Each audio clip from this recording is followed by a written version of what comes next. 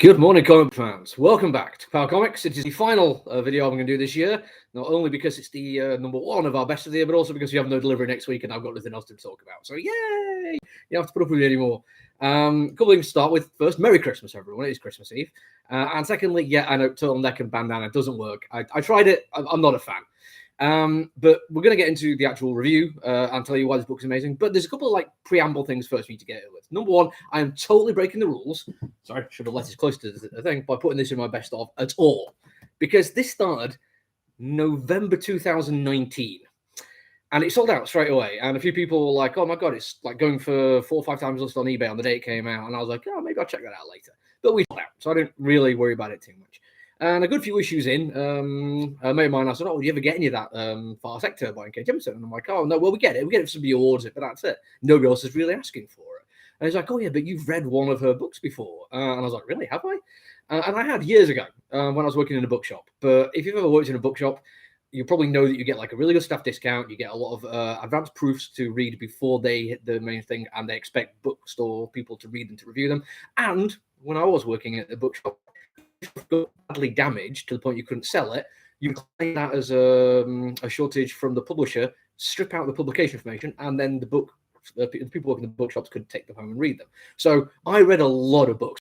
Like, I could not really remember about. I checked on my Goodreads thing. I did review it. I gave it a 5-star review. And it's like, oh yeah, actually, I think I remember that one. I'll tell you what, when this completes, I'll read it. And then months pass, and we're in a global pandemic, and every once in a while an issue will turn up and I'll go, oh my God, yeah, that's still going on, because it's taken 2 years to finish. And then at some point I realized Jamal Campbell, the artist on it, is also the artist behind Naomi, which you'd probably have to go and check out my podcast to review that one, because that was a long time ago.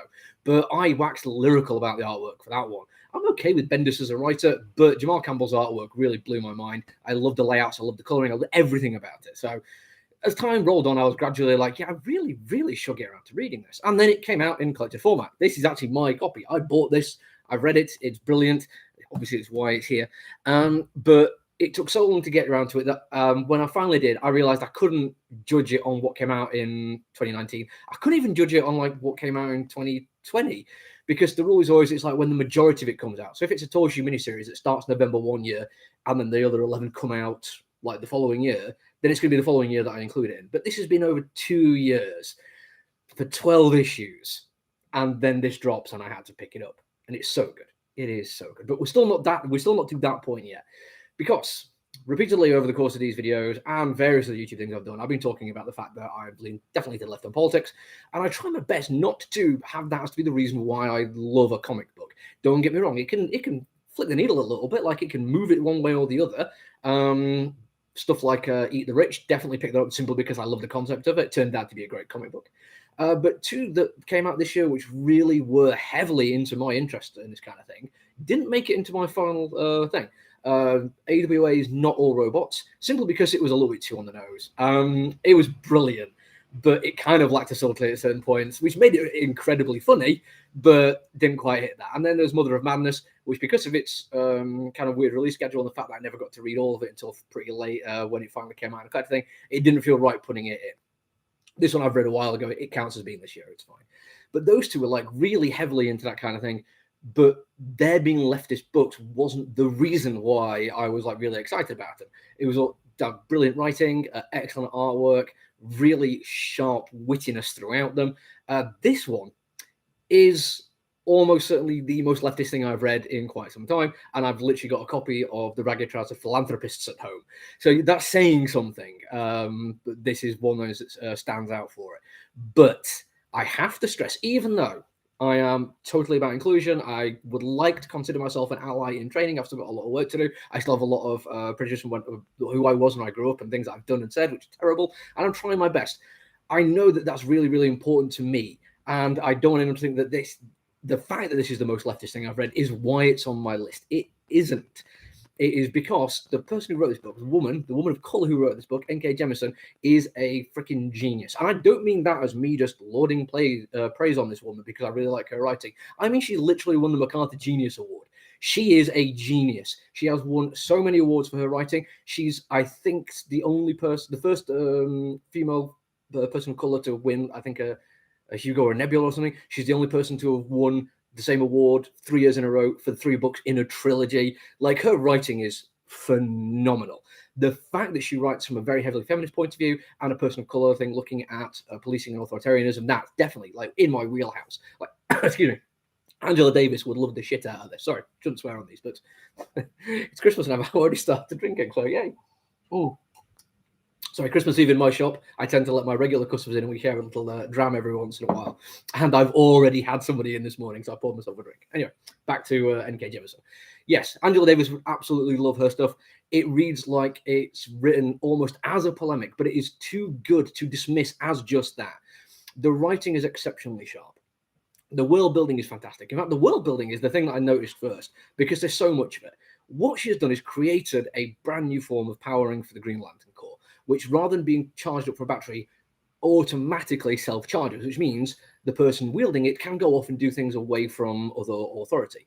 Now, this in and of itself is a brilliant concept, and I was trying to figure out what it was trying to say about the real world, because that's my fun thing about sci-fi and fantasy. What is it actually trying to say? And all I could really think is it gives her the opportunity as a character to move away from the authoritarian structures of the Green Lantern Corps and the various other Lantern Corps.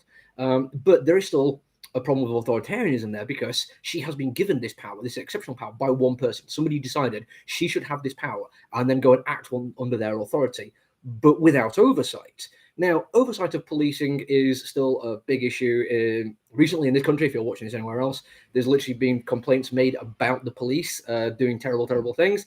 But because the independent government body that governs police said they can't find any reason why the person making the complaint was directly affected by it, they're instead going to trust the police to investigate themselves. So that kind of oversight is a problem. Taking it away might be better, might be worse, but they've chosen this person, Sojourner. I'm trying to remember the name here because it's a fun name. Mullane, that's the surname. Sojourner Mullane. They've given her this power and sent her off to a fantastic, amazing sci-fi world. It's a city of 20 billion people, and it's so heavily ingrained into sci-fi thing of it that you need to have your human analog, your reader analog in the story, kind of explain things to you. Thankfully, this it's actually the title character, and they get around a lot of this by, instead of having boxed out text and lots of exposition, they have so much of it just narrated from the first person point of view. So you get Sojourner actually going through the story and telling you what's happening and trying to figure things out in her head and explaining things to you. And it's done so well because, again, N.K. Jemisin can write. This is brilliant. It flows. There is rhythm to it. There's cadence. And again, like Ram V, it's kind of stuff occasionally you have to stop and read out loud. Some of the descriptions of people and places are so beautiful. And then you get to the crime of it and the grit, because this is a murder mystery. And you don't lose any of that delightful writing style, but it's aimed differently and it's fantastically done. The world building then is natural. And when I say world building, we're talking 3 completely different alien species, including parasitic plant hominids who eat people, but it's considered to be an honor to be eaten by them. AI people who are really into memes, human memes, which makes for a fantastic little way of doing currency in this kind of almost post-scarcity world. But AIs who produce so much stuff and are so useful to the city need something to basically trade amongst themselves, and they've used cat memes and the like, and that actually plays into a lot of stuff that's going on that I'm not going to get into because it's going to spoil the plot. And I forgot what the third one is. There's the kind of flying creatures. I forgot the names of those.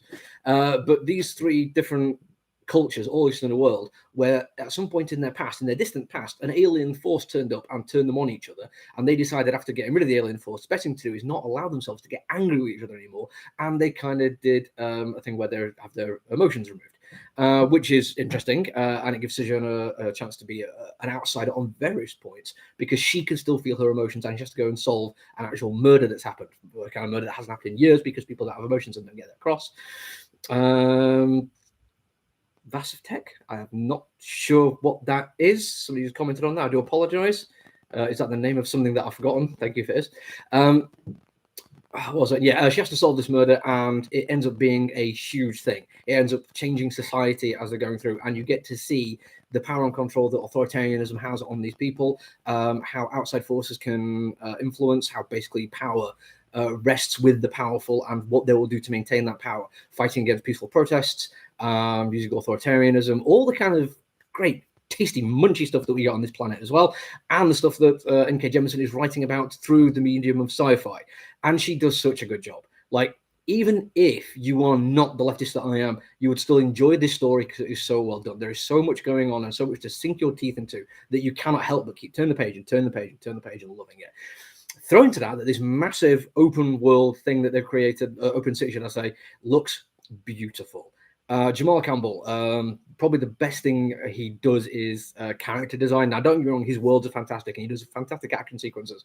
Everything glows because of all the coloring and everything that goes on it.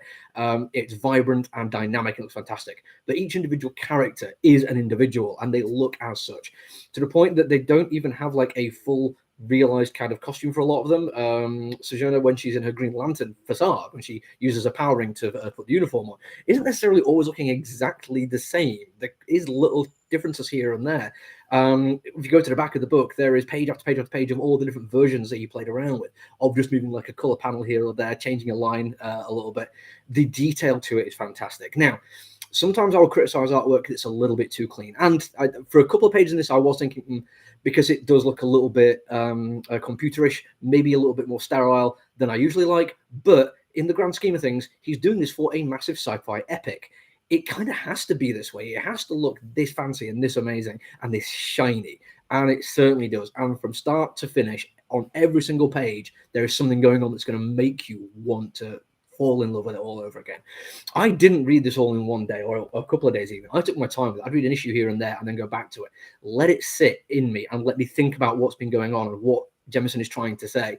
Trying to parse it in ways that I can understand it. But as an outsider to an awful lot of what's going on, not only the black female experience of somebody who was a soldier and then a cop and then a space cop, written from the point of view of somebody who might be against authoritarianism and trying to make that character sympathetic, I felt like I had to take my time with it and I had to get under the skin of exactly what the writer was trying to convey and what the character was feeling at any given time.